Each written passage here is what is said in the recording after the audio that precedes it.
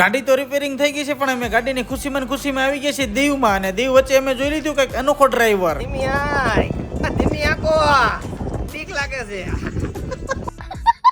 કઈ નહીં, નહીં જોઈને બાબલા જેવા તૈયાર તો થઈ ગયા છે, પણ બે ભાઈ આવવાના છે ને ભાઈ મોડું થઈ ગયું છે ને ફાઇનલી બે ભાઈ આવી ગયા છે ને ભાઈ છે વ્લોગર, નહીં લાતા વ્લોગર, અને ફટકાવી દીધા છે બે કેમેરા ને નીકળી ગયા છે પાછા દીવ બાજુ.